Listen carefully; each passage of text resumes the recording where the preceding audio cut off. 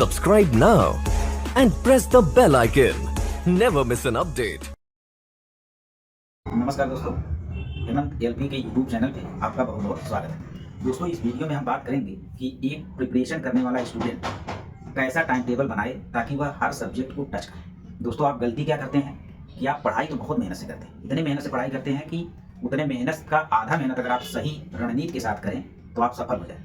लेकिन आप क्या करते हैं कि एक अच्छा सा टाइम टेबल नहीं बनाते। मैं यह नहीं कह रहा हूँ कि फिक्स टाइम टेबल बनाइए, लेकिन एक अच्छा टाइम टेबल इसलिए बनाइए ताकि सारे सब्जेक्ट को आप टच करें। आप और हमारी गलती यही होती है कि हम सारे सब्जेक्ट को टच नहीं करते। जिस सब्जेक्ट में हमें रुचि रहती है उस सब्जेक्ट पे हम बहुत ज़्यादा ध्यान दे देते हैं। जैसे अगर हमारी मैथ में रुचि है तो हम दिन रात मैथ ही पढ़ते हैं। अगर साइकोलॉजी में हमारी रुचि है तो हम दिन रात साइकोलॉजी ही पढ़ते हैं, दूसरे विषय को भूल जाते हैं। या कभी कभी सही रणनीति न होने की वजह से इसका खामियाजा हमें एग्जाम में भुगतना ही पड़ता है, क्योंकि हम सोचते हैं कि हमारा फला विषय तैयार है, उस पर हमें ध्यान देने की जरूरत नहीं है। बाकी विषय को आप इतनी मेहनत से पढ़ते हैं कि उसमें तो लगभग 90% नंबर पा जाते हैं, लेकिन अन्य विषयों में आप 20-30% ही नहीं पहुंच पाते हैं। तो यही गलती इस वीडियो में बात करेंगे कि यही गलती एक कॉम्पिटिटिव एग्जाम्स वाले स्टूडेंट से, एक प्रतियोगी छात्र से ना। तो इसके लिए दोस्तों स्क्रीन पे आपको दिखाई दे रहा होगा प्रिपरेशन स्टूडेंट टाइम टेबल। आपको एक टाइम टेबल बगल में दिखाई दे रहा होगा, इसको आप ध्यान से देखिए। इसमें कोई फिक्स टाइम वाला टाइम टेबल नहीं, बस मैंने बना दिया है कि 2 घंटे आपको कुछ सब्जेक्ट में और 2 घंटे कुछ सब्जेक्ट में और 3 घंटे आपको कोचिंग में देना। कोचिंग को आप ऑनलाइन भी कर सकते हैं, ऑफलाइन भी कर सकते हैं। आप कोई भी कोचिंग करिए, आप 3-4 घंटे से ज़्यादा करते ही मत दीजिए, क्योंकि आप ऑनलाइन कोचिंग अगर कर रहे हैं और 3 घंटे से ज़्यादा समय डेली मोबाइल को देख रहे हैं, फिर 1-2 घंटे सोशल मीडिया चला रहे हैं, तो आपके आँख को भी आने वाले समय में दिक्कत हो सकती है। यह दिक्कत क्षणिक होती है, अचानक आती है। अगर तुरंत आ जाए तो आदमी जान जाएगा, लेकिन वह धीरे धीरे आपके आंख की नसों को मारता रहता है और अंत में वो पता चलता है। इसलिए आप कोई भी कोचिंग करिए, ऑफलाइन ऑनलाइन, 2-3 घंटे से ज़्यादा आप कोचिंग में मत दीजिए, ताकि आपका स्वास्थ्य भी बना रहे, क्योंकि स्वास्थ्य है तभी सब कुछ है।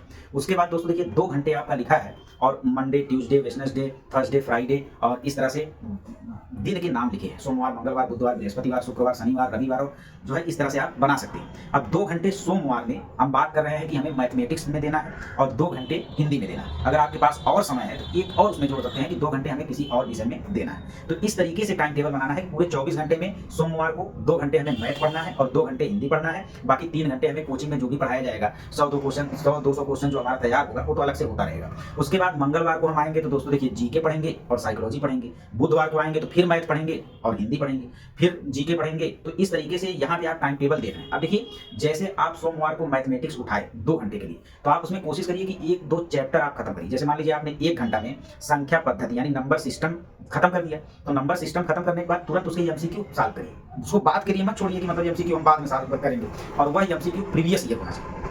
ऐसा नहीं है कि कोई फल प्रश्न पत्र ले लें, ये ले लो, नहीं। आप जिस एग्जाम की तैयारी कर रहे हैं उसका प्रीवियस ईयर सॉल्व करें। फिर अगला जो 2 घंटा आपको पढ़ना है हिंदी, चाहे शाम को पढ़ रहे हैं, सुबह को पढ़ रहे हैं, दोपहर को, चाहे जब आप 2 घंटे जब बैठिए हिंदी पढ़ने, तो 2 घंटे आप दे दीजिए। और एक दिन में ज़्यादा सब्जेक्ट नहीं, बस 2 से 3 सब्जेक्ट ही टच करने। अगर ज़्यादा सब्जेक्ट के चक्कर में पढ़ेंगे तो पढ़ने में मन नहीं लगेगा। तो जब हिंदी आप 2 घंटे पढ़ रहे हैं, उसमें 1 घंटे में मान लीजिए आपने वर्णमाला चैप्टर पढ़ा और 1 घंटे में आपके एग्जाम में जो क्वेश्चन आए हुए हैं अध्यायवार किताब से उसे सॉल्व कर लिया। तो आप ऐसे ही टाइम टेबल बनाइए कि 2 घंटे मैथ, 2 घंटे हिंदी। तब आपके दिमाग में ये चीज़ सेट रहेगा। जिस दिन आपका पढ़ने का मन नहीं भी करेगा, उस दिन भी आप कहेंगे अरे यार 2 घंटे अगर जीके आज नहीं मैं पढ़ा, तो फिर हो सकता है कि जीके मैं हफ्ते में एक ही दिन पढ़ पाऊँ, जो टाइम टेबल में 2 दिन डाला। तो आपको वो खींच के 2 घंटा ले जाएगा और आपको वह जीके पढ़वाएगा। तो इस तरीके से दोस्तों पढ़ाई की जाती है। अगर इस तरीके से आप टाइम टेबल बना के पढ़ाई कर रहे हैं तो आप जरूर सफल होंगे। टाइम टेबल का एक फायदा यह भी है कि आपको जिस विषय में रुचि नहीं है उस विषय को भी आप जरूर टच करेंगे, और इसीलिए टाइम टेबल बनाया जाता है। हम लोग बहुत बाद में ये सब सारी चीज़ें 4-5 साल बाद करना शुरू किए, इसलिए सफलता में थोड़ी सी लेट हो गई। लगभग 10 साल तक हम लोग तैयारी ही करते रह गए। जबकि आप अगर सही रणनीति से चले, आप चाहे जहाँ बैठे हैं, आप लाइब्रेरी में बैठे हैं तभी यही टाइम टेबल,